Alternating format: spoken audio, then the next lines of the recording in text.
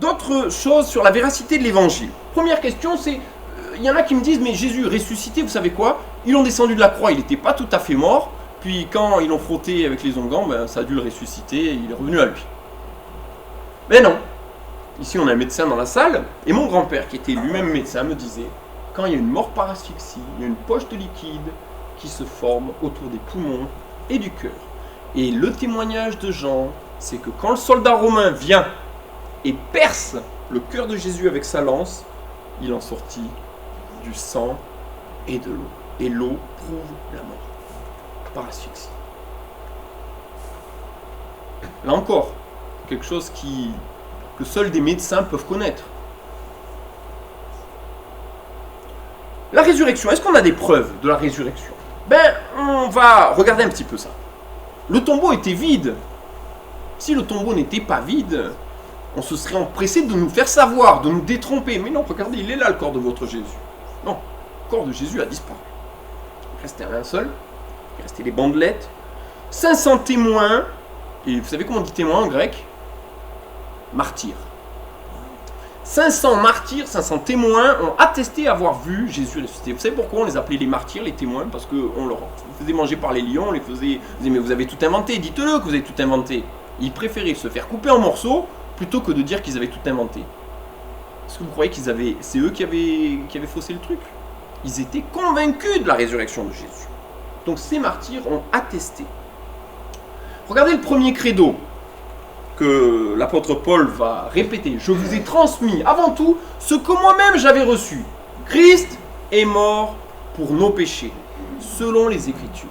Il a été enseveli, il est ressuscité le 3e jour, selon les Écritures. Ensuite, il est apparu à Céphas, c'est l'apôtre Pierre, puis aux 12. Ensuite, il est apparu à plus de 500 frères à la fois. La plupart d'entre eux sont demeurés en vie, quelques-uns se sont endormis dans la mort. Ensuite, il est apparu à Jacques, puis à tous les apôtres. Donc, dans ce texte que l'apôtre Paul rapporte, on voit bien que c'était quelque chose qui était central, la foi en la résurrection, dans le christianisme du tout début. Alors, regardez, il y a quelque chose qui est remarquable. C'est que pour les Juifs, ils ont une identité culturelle très forte. Et 5 piliers de leur identité, c'est justement les sacrifices, les lois rituelles, le sabbat, un monothéisme strict, qui exclut justement l'assimilation d'un Messie à la divinité, et l'attente d'un Messie glorieux, et non pas du Messie souffrant. Et bien vous savez quoi? En 5 semaines, jour de la Pentecôte, il y avait plus de 10 000 Juifs qui avaient laissé tomber tout ça pour croire en Jésus-Christ. Est-ce que vous ne croyez pas qu'il y aurait eu une vraie résurrection qui puisse expliquer tout ça? À part ça, qu'est-ce qui pourrait expliquer que des Juifs soient prêts à changer d'avis sur des choses aussi fondamentales de leur identité? Autre chose, il y en a qui vont me dire, mais c'est peut-être des hallucinations. Des hallucinations. Eh bien, il y a des tempéraments qui sont sujets aux hallucinations. Mais vous avez vu, quand il y a un Thomas qui dit « Oh, moi je crois que ce que je vois, je veux toucher Jésus pour voir », c'était pas un gars qui se laisse halluciner facilement. Il y a des gens qui étaient de cultures différentes. On voit qu'il y a des fortes têtes, comme Pierre. On voit des gens qui sont d'arrière-plan différents. Une hallucination, c'est souvent dans le même contexte, des gens qui ne viennent pas du même coin. C'est si on a le désir ardent de voir quelque chose. Là, les disciples étaient tous planqués et ils avaient peur. Ils n'attendaient pas ardemment la résurrection. Et puis, une hallucination, ça va se passer à un endroit précis. Ici, on a des groupes dans des lieux en plein air, au bord d'un lac, dans une chambre, dans un jardin, dans des moments différents. Normalement, les hallucinations, ça augmente et il y a une fréquence. Puis là, 40 jours après, Jésus monte au ciel, plus d'hallucinations. Fini. Alors, s'il y avait des hallucinations, ben, les chefs des Juifs ou les Romains, ils auraient réussi à faire taire. Ça n'a pas été le cas. Donc, non, ça explique rien. Alors ensuite, il peut y avoir les théories du complot. De dire, il y a eu un vol du corps. Qui aurait pu voler le corps? Les disciples. On a vu déjà qu'ils étaient découragés, qu'ils avaient peur. Donc on les voit mal faire le truc. Mais il restait le linceul. Ils auraient laissé le linceul, les bandelettes, et puis ils auraient fait aussi des peintures en 3D dessus. C'était difficile. Et puis ils se sont laissés manger. Tous les disciples sont morts martyrs, à l'exception de Jean. Vous croyez qu'ils auraient inventé le truc et ensuite ils seraient morts martyrs pour défendre un truc qu'ils auraient eux-mêmes forgé? Ça colle pas. Les Romains, bon, en fait, quand ils auraient vu, pareil, il y a l'histoire du linceul, et puis il y aurait tout, avec tous les troubles qu'il y a eu, ils auraient ressorti le corps. Ils l'ont pas fait. Et pareil pour les Juifs. Donc finalement, ces théories de la conspiration ne sont pas du tout convaincantes. Regardez ce que disent des juges, des spécialistes en droit. En essayant de tester les revendications de Jésus-Christ, c'est-à-dire sa résurrection, j'ai toujours été amené, alors que j'examinais les preuves, à y croire en tant qu'un fait indiscutable. Et là, c'est un président de tribunal qui nous parle. Lord Lyndhurst, avocat général du gouvernement britannique, procureur général de sa glorieuse majesté, 3 fois grand chancelier d'Angleterre, dit croire à la résurrection comme un fait historique prouvé.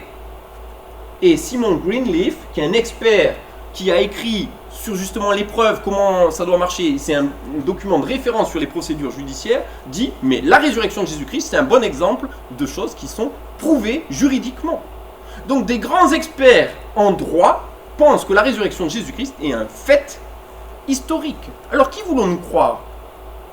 Des gens qui croient sans aucune preuve ou des gens qui s'appuient sur des éléments historiques et factuels? La foi n'est pas forcément déraisonnable. Jésus était sans péché et il pouvait, vous avez vu dans le texte d'Ésaïe 53, il était parlé qu'il était sans péché, et il va pouvoir faire cette remarque: qui d'entre vous me convaincra de péché? Si je dis la vérité, pourquoi ne me croyez-vous pas? Vous imaginez faire ce genre de remarque, vous? Pour oser dire publiquement, qui d'entre vous me convaincra de péché? Eh bien, c'est pas tout le monde qui pourrait dire ça. On peut remarquer aussi que le christianisme a des valeurs morales élevées. La dernière conférence que j'avais faite sur ce thème de l'impact du message de Jésus le montre. On a des valeurs très élevées qui ont inspiré les droits de l'homme et du citoyen, qui ont inspiré notre code civil, qui ont inspiré l'assistance à personne en danger, etc. Toutes ces choses-là, ces valeurs morales très élevées, viendraient de quelqu'un qui est un fou et un mystificateur. Ça colle pas. Les pays chrétiens, quand on regarde statistiquement, les pays les plus riches, c'est les pays protestants, on va dire, suivis des pays chrétiens en général, et puis les pays avec les autres croyances sont souvent enfoncés dans la pauvreté, statistiquement, globalement. Et aujourd'hui, on voit que le pays comme la Chine, où les conversions sont nombreuses, puisqu'on a 10% de la population qui est chrétienne aujourd'hui, sont en train de monter, des pays qui se déchristianisent, comme les États-Unis ou la France, sont en train de couler. On le voit, on l'observe. Les pays les plus développés, les pays les plus éduqués, les pays où les droits des femmes sont les plus avancés, sont les pays chrétiens. Ça, c'est quelque chose qui sont des preuves de façon globale et statistique. On peut observer des choses si on se donne la peine de le faire. On peut aussi voir du factuel, des vies transformées. Moi, je peux témoigner que Jésus-Christ a changé ma vie. Et je peux dire qu'avant Jésus-Christ, eh ben, je faisais des choses qui n'étaient pas glorieuses, et que Jésus-Christ a pu m'aider à abandonner certaines addictions. J'étais addict aux jeux vidéo, par exemple, des choses qui nous séparent de Dieu, qui nous rendent malheureux et qu'on n'arrive pas à vaincre. Mais avec l'aide de Jésus-Christ, j'ai pu être débarrassé de ça. Je voulais parler aussi de mon ami Guillaume, j'étais en Skype avec lui hier. C'est quelqu'un qui était un bandit, un vendeur de drogue. Et en lisant la Bible, il a rencontré Jésus-Christ. Et sa vie a été complètement transformée. Il est pasteur aujourd'hui et il est quelqu'un qui a amené beaucoup d'autres personnes aussi à changer de leur vie, à passer à Jésus-Christ. Alors, beaucoup de gens peuvent le dire, leur vie a été transformée par Jésus-Christ. Alors ça, c'est du factuel, c'est des choses qu'on peut aussi observer. Alors la conclusion que je pourrais dire, c'est que Jésus a existé. 1. 2, qu'il est vraiment le Seigneur, parce qu'il n'est ni un fou, ni un menteur, donc il est Seigneur. Les évangiles sont un témoignage fiable, ils mériteraient d'être mieux étudiés, mieux connus. Et la conclusion, c'est que puisque les évangiles disent que tu peux être sauvé, que chacun peut être sauvé, que le salut est offert, et l'évangile, ça veut dire bonne nouvelle, la bonne nouvelle, c'est que Dieu a tellement aimé le monde qu'il a donné son Fils unique, afin que quiconque croit en lui ne périsse pas, mais qu'il ait la vie éternelle. Ce salut est gratuit. Si l'évangile est vrai, ça veut dire que la mort n'est pas inéluctable. Jésus disait, celui qui croit en moi vivra pour toujours. Alors, est-ce qu'il faut croire? Regardez quelques textes de l'évangile. Celui qui croit au Fils de Dieu possède ce témoignage en lui-même. Celui qui ne croit pas à Dieu fait de lui un menteur. Si on ne croit pas l'évangile, finalement, on fait de Dieu un menteur, puisqu'il ne croit pas le témoignage que Dieu lui-même rend à son Fils. Et qu'est-ce qu'il affirme, ce témoignage? Il dit que Dieu nous a donné la vie éternelle et que cette vie est en son Fils. Celui qui a le Fils a la vie, et celui qui n'a pas le Fils de Dieu n'a pas la vie. Je vous ai écrit cela pour que vous sachiez que vous avez la vie éternelle, vous qui croyez au Fils de Dieu. Et celui qui écrit ça, c'est un des apôtres, c'est un des témoins, quelqu'un qui a vécu, vu tout cela. Alors, si on veut la vie éternelle, on a besoin de base pour notre vie. Sur quoi est-ce que je m'appuie? Est-ce que l'Évangile peut répondre aux besoins existentiels de mon âme? Est-ce que, peut-être dans cette salle, beaucoup se disent chrétiens, mais est-ce que je suis cohérent? L'Évangile est la vérité? L'Évangile me dit comment réussir ma vie? L'Évangile me dit le moyen du salut, mais à quoi est-ce que j'emploie, en fait, mon temps, mon argent, mon énergie, mes pensées? Est-ce que je suis vraiment cohérent? Et je crois qu'on a tous, si l'Évangile est vrai, on a peut-être des choses à changer dans nos vies. Le Christ nous demande de nous repentir pour ne pas périr. Je pense qu'on a besoin de changer certaines choses. On doit vivre en accord avec ce qu'on croit.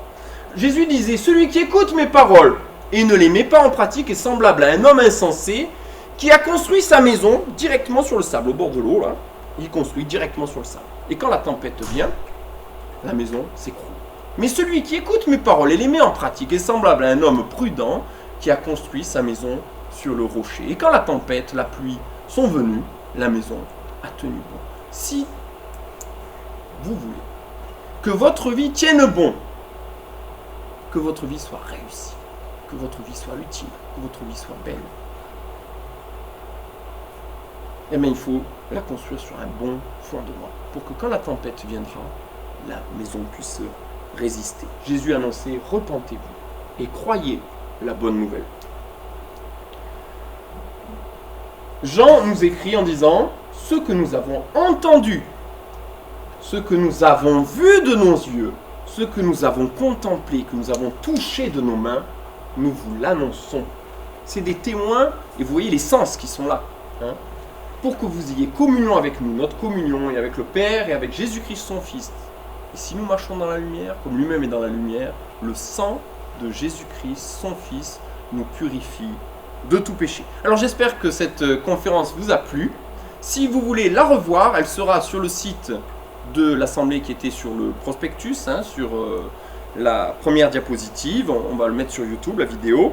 Et vous pouvez aller plus loin sur un site internet que je gère et qui s'appelle InfoBible. Vous cherchez Bible avec Google, c'est dans les premiers résultats. Et vous allez sur archéologie et vous trouverez les éléments de base de cette conférence. Je me suis aussi pas mal inspiré d'un certain docteur Peter Williams, et en particulier sur l'utilisation statistique des noms dans le Nouveau Testament. Il a fait plusieurs vidéos sur YouTube que vous pouvez regarder avec profit. Merci pour votre attention.